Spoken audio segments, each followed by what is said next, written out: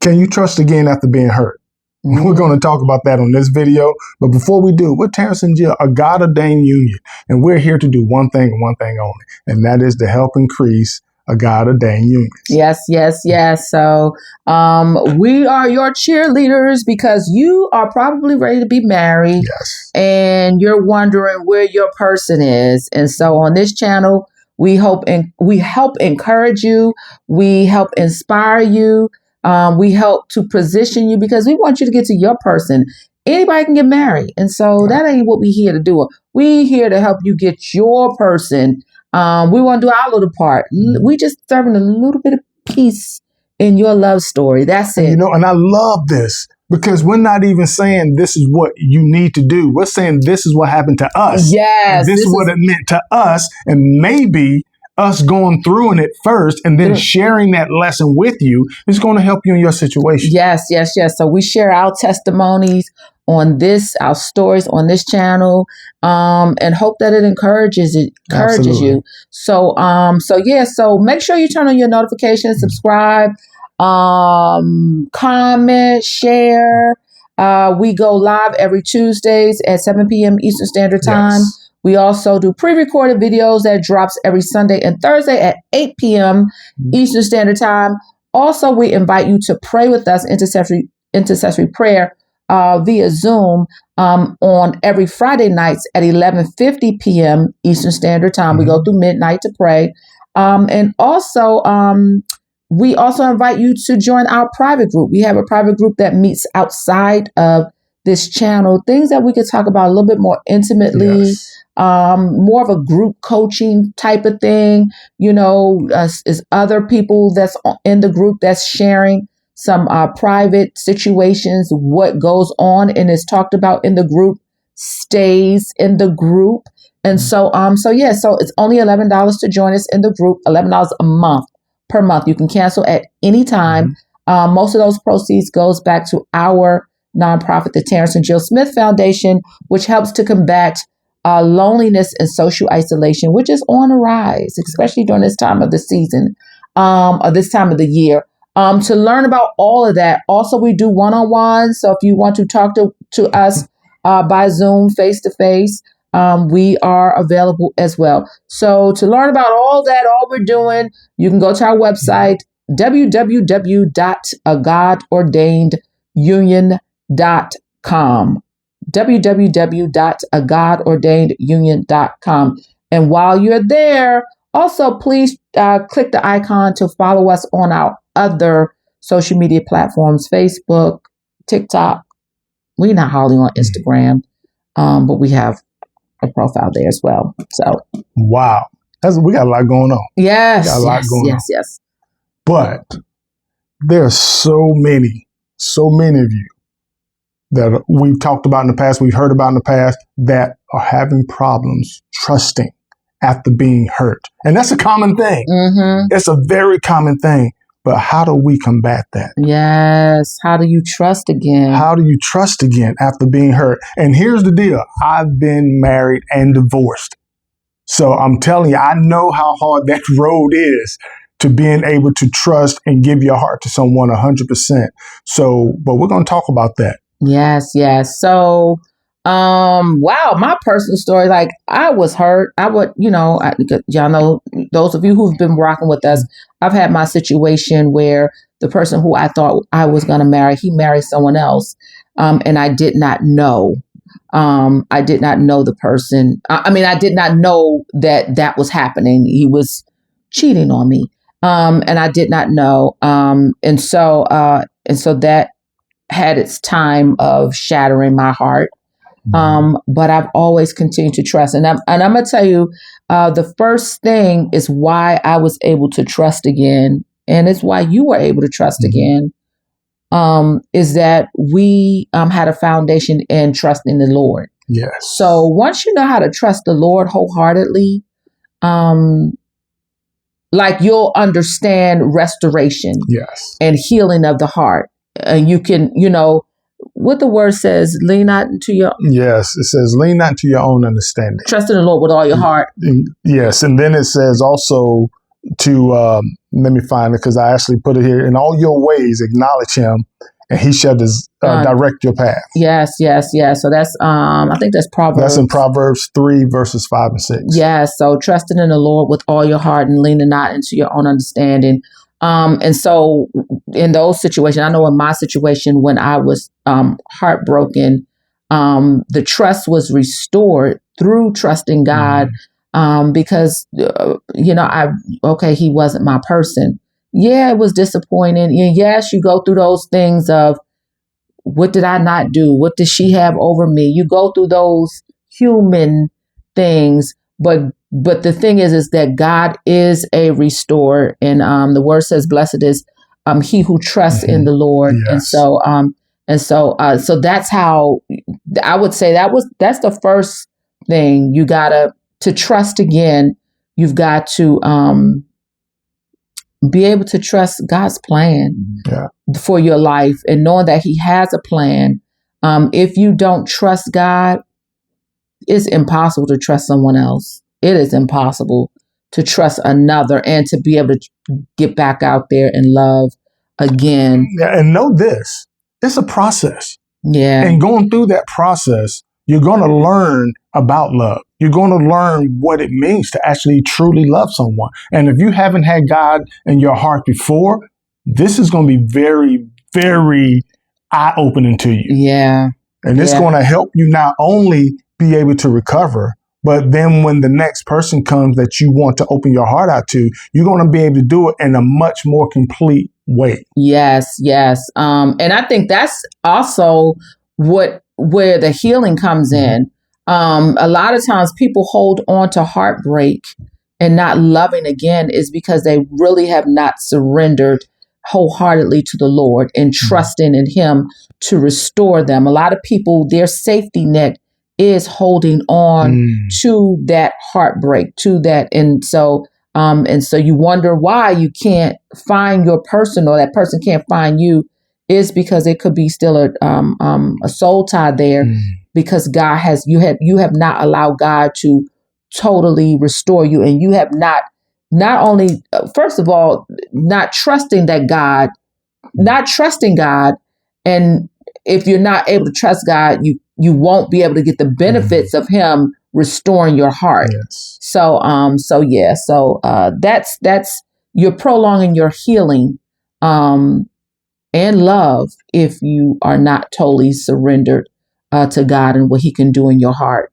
The second thing is that, like, when you first meet somebody, in a perfect world, we like to believe that, I need to trust him in the beginning. I need to trust it. And that is also a sign that it's coming from a place of insecurity, a place of you may still be a little bit damaged. But when you first meet somebody, the getting to know stage, which can last however long it needs to last, days, weeks, months, years, we don't know. But when you first meet somebody, building trust, the first thing you want to get to know is, are they trustworthy? Like, really? Yeah, it's more than just saying, about you and him. Yeah, it's more about it's more about whether or not this person calls you every day. It's more about whether it's more than about that. It's so much more. It's so much more than just if you're going to see this person every day. It's about looking at the person. It's looking at the person character. Are they trustworthy? You can just listen on the first date. You can listen about their work ethic. Do they show up to work late? Yeah. You could just observe. Shoot, I overslept this morning. Or I couldn't even get out for work this morning. You can just listen to patterns. In the beginning, however long that needs to, are they trustworthy? Listen to how they talk about their relationships and how long they've had friendships. And do they still have their best friends from childhood? Those are things. Are they trustworthy? Look at those things before you put yourself into the equation of trusting each other. Listen and look at more than just looking at, did he show up for the date and time or whatever. Listen to what they're saying about who they are. And the lifestyle they had up to meeting you. Up to meeting you. Yeah. You got to qualify them to say, are they a trustworthy person just in their character? And I think a lot of people miss that. They go all the way to what you just say. They go straight to, they skip number 1 and number 2, and they go to number 3, which is, it's about me, and I'm going to be vulnerable. And, I want to trust him. And this dude already told you that he got 3 baby mothers. Yeah. So that tells you there. He's got a lot of stuff going on. He got a lot of stuff going on. Like he can't even trust himself, to pay child support, or he can't even trust himself to spend time with each child that he's put into this world. Right. And even you can even going back to number 2, is he trustworthy? Like even if he has grown children, what is his relationship with his grown children? Do he see them regularly? Does he call his mama? Does he go see about his mama? Mama live in a different state.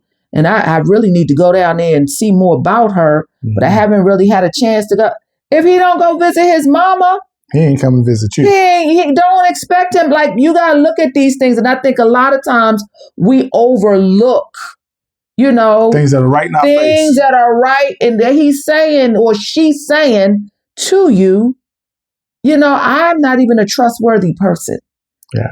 But I'm going to make you take me because you're desperate. And I see where I can get in. And I see where I can get in. Because you don't even know get what I want something out of it. You're putting this out in the atmosphere for me to take advantage of. Yes. So number 3 is vulnerability. Like you got to go in vulnerable. You got to go in. Look, we've said this before, and I don't know no other way to say it. You just got to go all in. Yeah. We were talking about how Adam and Eve were in the garden, and before the enemy came and deceived them, they were naked. They were vulnerable. They were naked and didn't know they were naked. Didn't care if they were naked. They didn't know what being naked was. Right. And so part of building that trust is that you gotta, and it takes a process because you don't want to, but there's some things that should be set up front. There's some things. And so if it comes across like you're hiding something, like for instance, like ladies, like it could be a thing where, you had a child at 14 and you gave that child up for adoption, but you're not telling the guy until way down the road. Like at that point, like you have to probably expect he probably is not going to trust you. He might have, well, let me take that back. He may be now saying, wow, should I? And it could be a thing that you don't want to share that yet because you're a little... It's one thing not sharing it on the first date.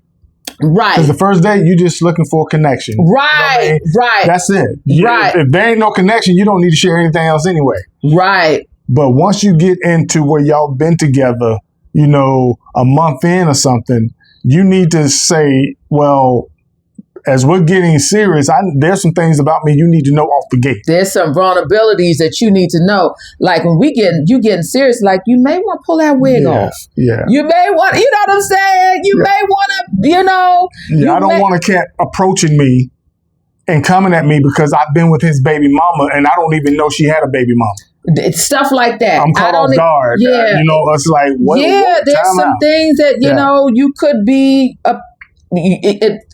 things as simple as you don't like dogs. Mm-hmm. Like you're not a pet. You don't want to, and he might be a dog lover. He has, pets. And so these are some things you like to build some trust. Yeah. Like he ain't tell me, why he ain't tell me that?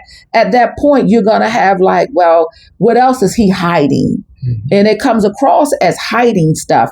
And so, which goes into number 4 is communication. Like you got to really, like when you're getting to know somebody, communicate the hard stuff. Like when it comes to that, you don't want to be on a first date and giving off all your baggage or all, the things that you've kept sacred or, you don't want to do that, but you have to build up, those trust levels. And the more you're vulnerable and they're vulnerable and you're going all in, it produces an environment where you feel safe to share things. Well, where it feels a little bit more safer to share how you really feel. I'm trying to think what's something that fellas, while she's thinking, let me share this. We have a problem with communication as a whole. In general, all men do. What I'm going to suggest to you now is work on that. We need to get better as men in communicating. And don't get me wrong, I get it. I'm a man, and I know that there are things that you might not feel comfortable sharing, vulnerabilities in the beginning, because we've been taught that we don't want to come across as weak and this and that. I get that. But later, as you start to realize that she's the one, then do your best to be a little bit more vulnerable up front than more so later on. You don't want her in a relationship with you for 10 years before you realize, oh, I can trust her and I can share something that happened when I was a child, whatever. I get all of that. But we do, as a whole, men, we need to be better at communicating. And I'm putting that out there on this video to say we need to get better in that area. Yeah. Early on, I was thinking of something that we both were, freely able to share. And it's because I think we created an environment where we can just be real with each other. Like we both shared that, we grew up in the projects. Well, I did to a certain point. I grew up into the I was kind of back and forth into the projects. It stopped literally when we were in the 8th grade. We moved, quote unquote, to a middle class neighborhood, and it was kind of up from there. But I know what, and so we talked about it. We know what it feels like to have government cheese and, to be in the projects. And when one neighbor sprays, the other one needs to spray. Because if not, you're going to have roaches and mice. And so we understand. And so we were like, we didn't hide anything. But there are a lot of people who hide stuff. Yeah. And so what that does is that makes you it might be an embarrassment and you don't want to share that part of you. But what it comes across to the other person is that you're hiding something and they can't really what else are they hiding? Yeah. They're not telling me that. Like what else? I remember when I'm sure it was before we got engaged, but I remember I told Terrence, I was like, listen, I got $120,000 worth of student loan debt. Yeah. And so, what was I going to do? He going to propose to me. And then I was going to tell you, dude, guess what? You about to be $120,000 because what's mine is yours, And so those are the things that to build, and he could have said well, daggone, well, what else is she hiding? What else? And so those little things like that, being vulnerable, and communicating, those are the things that builds trust. But then number 3, 4, number 5 is integrity. And so just, you need to, when you looking to see if somebody's trustworthy, integrity is, you're starting to see the integrity of a person once you start dating them. And that's a character, that's a part of their character. Are they integral? And so, and it's something simple. If he say he going to do something or she say she going to do something, they should keep their word. We talked about, even something as simple as, when they're supposed to go to work, are they going to work on time? Right. Do they put things in place to ensure that they get to work on time every day? Right. I just shared something with her that I like a dozen or 2 dozen people in where I work at got laid off because it was shown on video what they were stealing from the cafeteria, a $2 and $3 bag of chips. Those people lost their job. I guess what the self-serve. Yeah, so it's where's the integrity when people aren't watching you or when you don't think people are watching. Well, the company's got video cameras all over the place. Right. And the manager of the store or the cafeteria said, I believe we're being stolen from because the inventory that I buy every month isn't adding up in money that we're making every month. And of course, the company went back and looked, and they found dozens of people that have been going in there consistently taking chips and nabs and things and leaving and not paying for them. And they just let a whole group of people off. They just laid them off. And that's what they told them, that we got you on camera stealing. So integrity. Yeah, wow. Integrity. When people aren't watching or when you don't think people are watching, they're watching. Somebody sees you. Yeah. So we talked about this on one video, but I want to bring it up again because part of integrity is being consistent in your word and what you say. So let me just say first,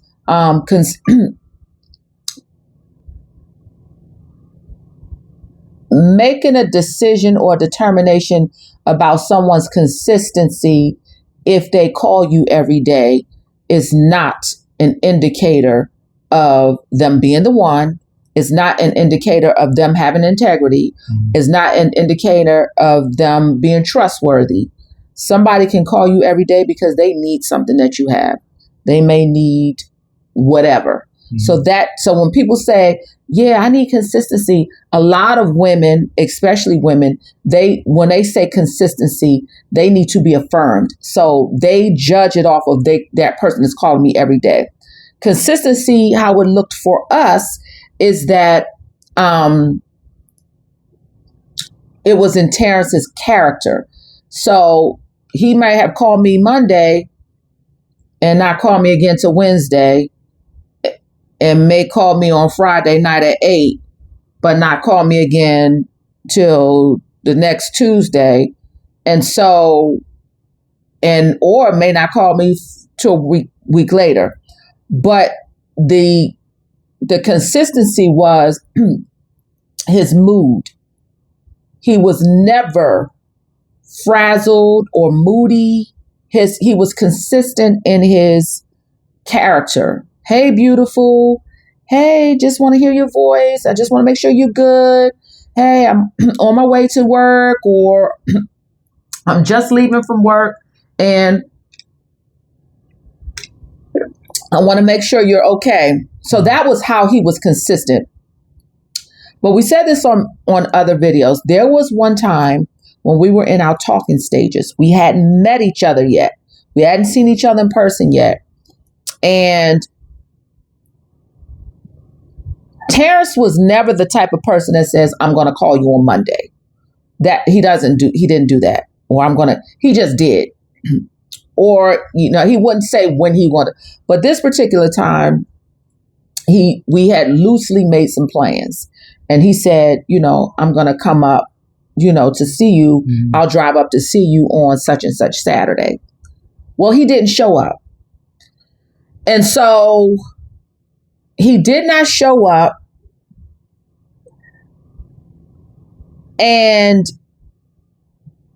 it was every cause for me to say he didn't keep his word and I don't trust him. But I couldn't do that because for a whole year, I've seen that he was a trustworthy guy. Like, one of the first things I came to learn about Terence was that the whole family, the work ethic, even the kids, even his children, their work ethic is unmatched. Him and your brothers, like, they will get to work an hour early. They will stay over if they need it. They will, make sure that they, like my husband, like the way he manages his, his workload and all of that. So I looked at his trustworthiness. Of course, I looked at his trust in the Lord.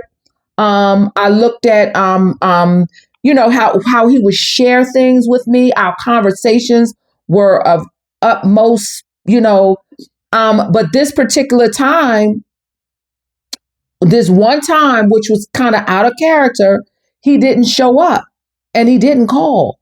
And so it goes back to say, like, we have been talking, like we haven't, but we hadn't seen each other. So not giving him an excuse, but of course I was right. Not giving him an excuse, but it goes back to what Terence always says.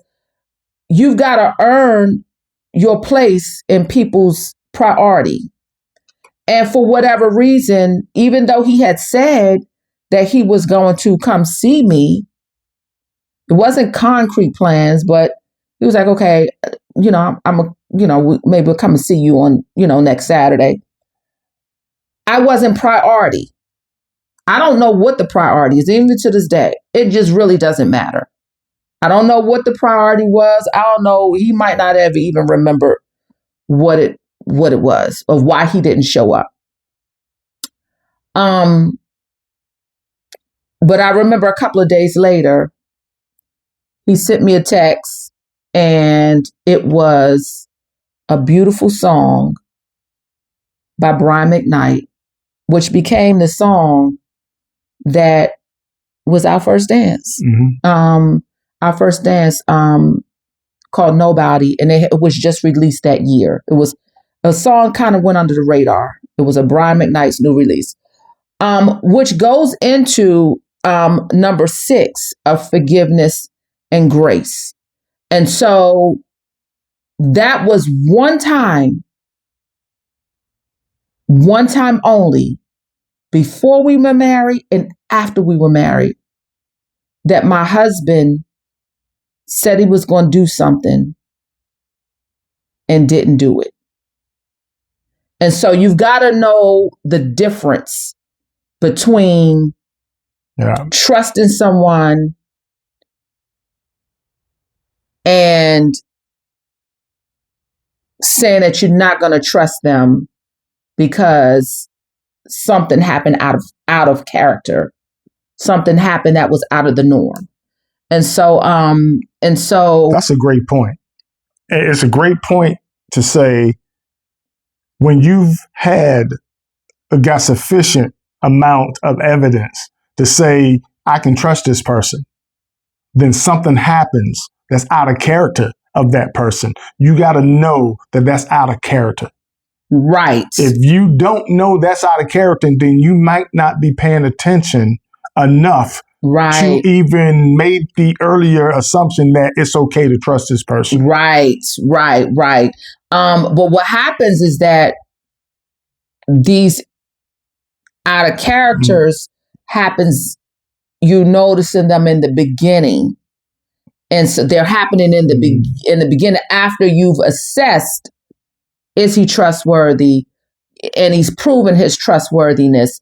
And so you're making decisions based on, because at the end of the day, you're not priority. We hadn't seen each other yet. So although there was an attraction, because he was attracted to my pictures or whatever, he was attracted to the conversation, we were connecting. The real connection didn't come to after we saw each other. And so after we saw each other, we haven't been apart since. And then my husband said he want to do something. Not only does he does it, but he does it on time. He does it like that's his character. Like he does things. He is a consistent of his word. And so, but again, it took some building.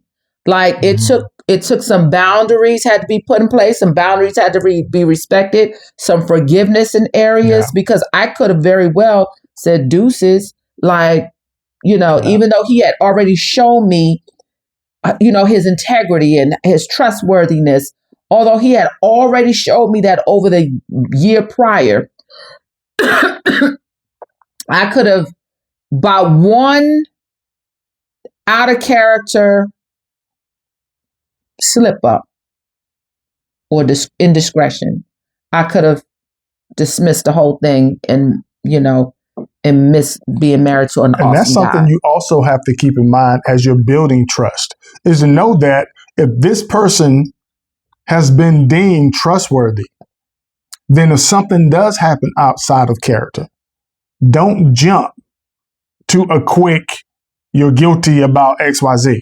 Which goes back to trusting the Lord with all your heart and lean not on your own understanding. Yes, you got to have grace for that person to say, well, I'm at least allow this person to explain or to share or to elaborate, whatever it is they need to do to share what happened. Right. Because again, you may not have 100% of the information. You might not know the whole thing. Do you remember that? Do you remember what happened? It was probably just a work schedule, because that's the only time I never saw you. Yeah. Before then was whatever was going on there. Yeah, but I had shared in another video. I remember I had made a cake. I made a lemon cake, thinking, he was coming. I ate that whole lemon cake. By the end of that weekend, I ate a whole cake. And it was so funny. And of course I was disappointed, but I still did not know him. We were getting to know each other. We were talking on the phone. We were texting back and forth for like almost a year, but we hadn't seen each other yet. And so he was going to drive up to see me, and it didn't happen. And so and thank God I trusted God, because if I would have leaned on my own understanding and not forgive and not given him grace, again, I could have threw away a whole beautiful marriage and a whole beautiful assignment. So I think this also is a good point or time to put into this video that also goes into being careful who you share information about your new relationships with, because she could have shared this with her friends, and she may have had some friends that would have been, girl, if I cut him XYZ and talked her into making a decision. I ain't tell nobody. So you have to be mindful and show wisdom on who you tell what about these new relationships. And as they're developing and as you're learning about this person, pray. Put it in God's hands, but be careful whom you're sharing, because you just don't know what type of advice they're going to give you, especially if you put a lot of weight in what their opinions are about you. Right. And also going back to number 3 about vulnerability. So there's some things that my husband hadn't shared with me until after we were married. And so the flip side of, share some things up front, you want to share some things that could be an impact on the marriage. But if it's some things that, I hadn't shared with him, that took place in my childhood or in my past, just because they were buried away but if it's something that will be detrimental or impactful to the marriage. For instance, if you're hiding that you can't have children, and then you marry the person, and then you never told that person that you never had children, you can't have children. That's what I meant to say. That will be something that will be detrimental to the marriage. Or if you marry somebody and you go to have some relations and find out that they're the opposite sex, because these days you just can't tell. And so we try to give people an excuse to do it in the beginning. But the point is that so there's a difference between sharing things and being vulnerable about things that is pertinent to the relationship, and things that has really nothing to do with the relationship, but they just, feel the need that they want to share, at the moment. So, yes. Yeah. So, but building trust. Yeah. Building trust is huge. And I think it's so important from the man's perspective, is because we're meeting Men are meeting women these days that have a career. A lot of them have businesses that they've been running for years before they met the guy.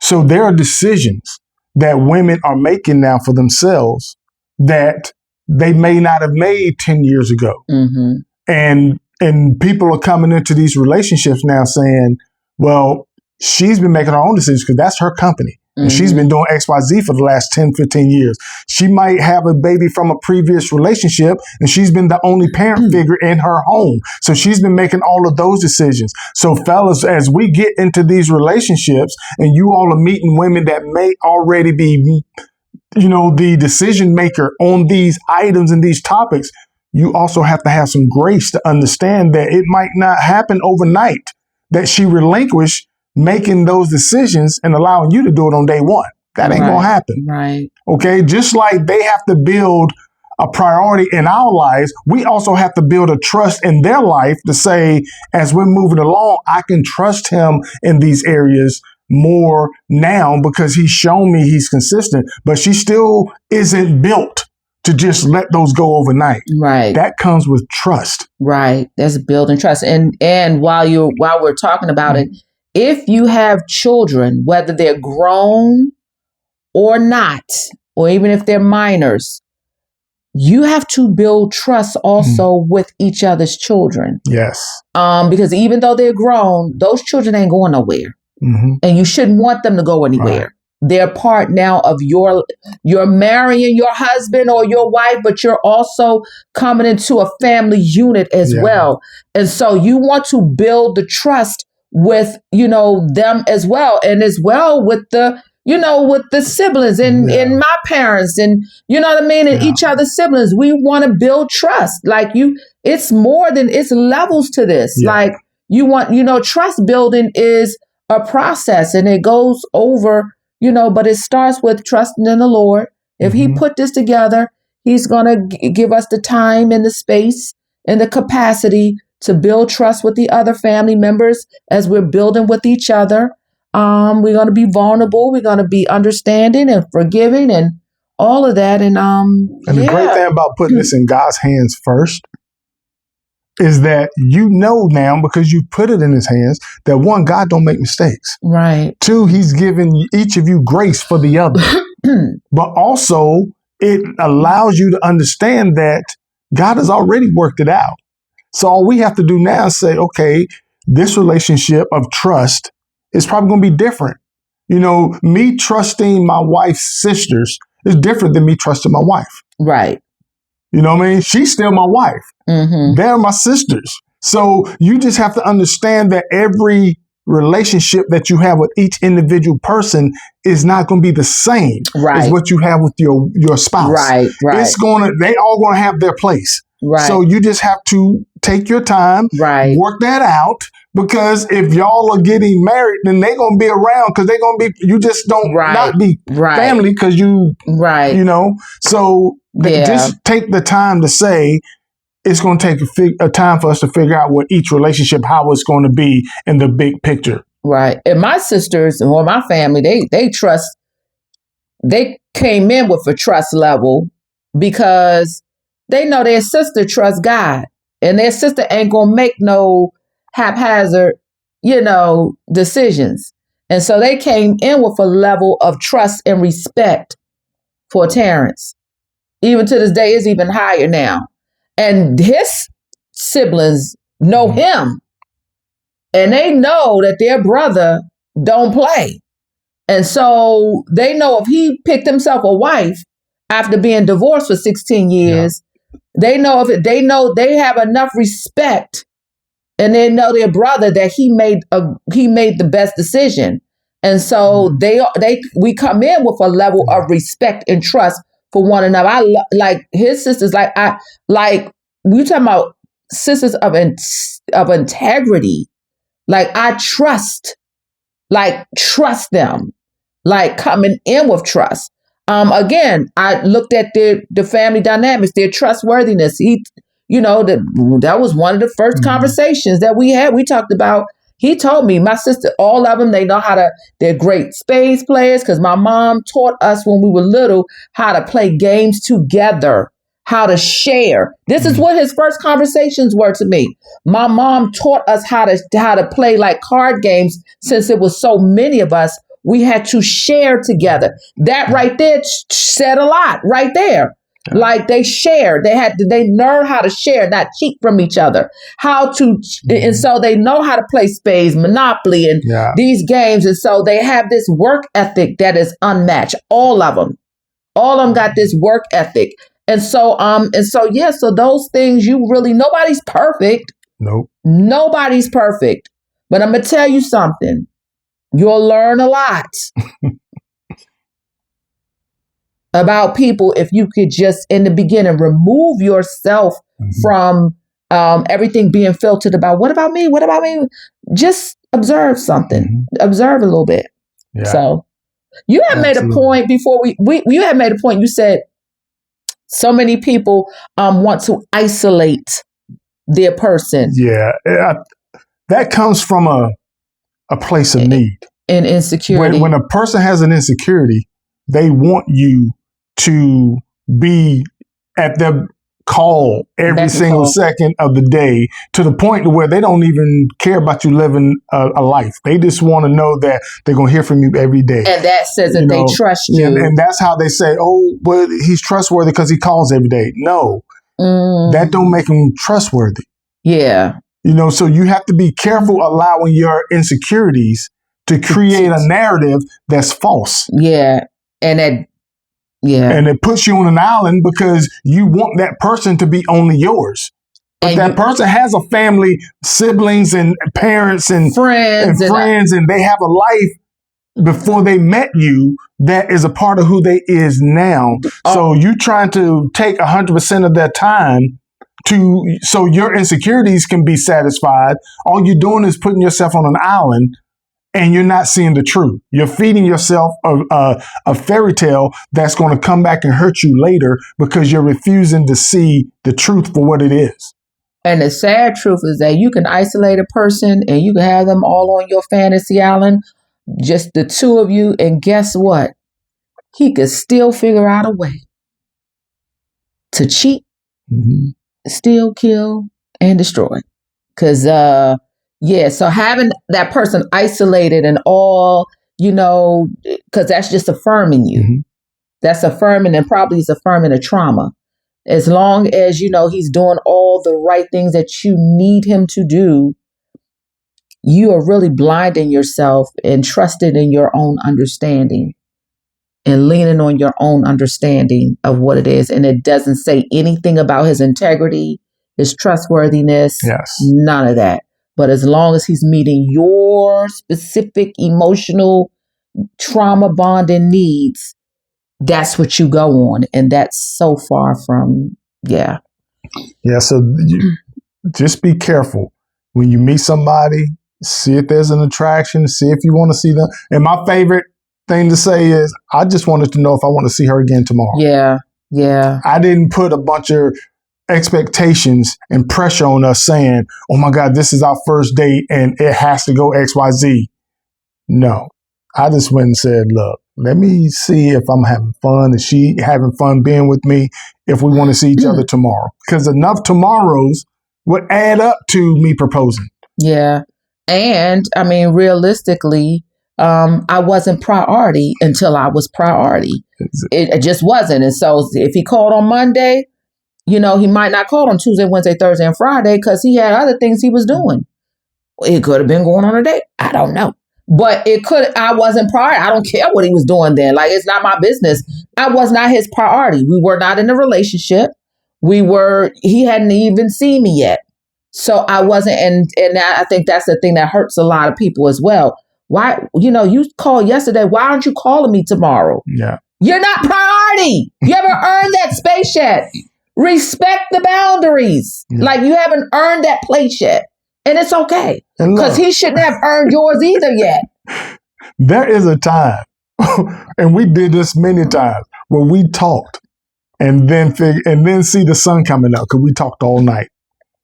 Don't hold that person to saying, well, go get some sleep and then call me back. Right. What? Or you got to do it for 12 hours straight and you want me to call you back? Right. Or because and a lot of people, if that happens, they think, okay, we're a couple now. Yeah. And so we did it, on Wednesday. We've got to do it again on Friday. At least on Friday. If I don't hear from you Friday, you should at least text on Thursday. Why you in a rush to hang up? Why haven't you called? I'm confused. We were on the phone all night on Thursday. I'm confused. Why are we on the phone all night on Friday? You're inconsistent. No, I gave you everything I had Thursday. Get a grip. Get a grip. Get a grip. So yes. Get a grip. So yeah. Yes. Don't disqualify someone because of your insecurities. Right. So and so build that trust, but build it the healthy way. Yeah, build it the healthy way. Yeah, build it the healthy way. So I think we've said enough. Absolutely. All right. So with that being said, we pray that this sends you back to the Word of God, that you're going to read and figure out what you need to do for you to gain trust in the person that you're with or that you're about to be with. Mm-hmm. And again, we look forward to seeing you guys on our next one. Yes. All right. Deuces.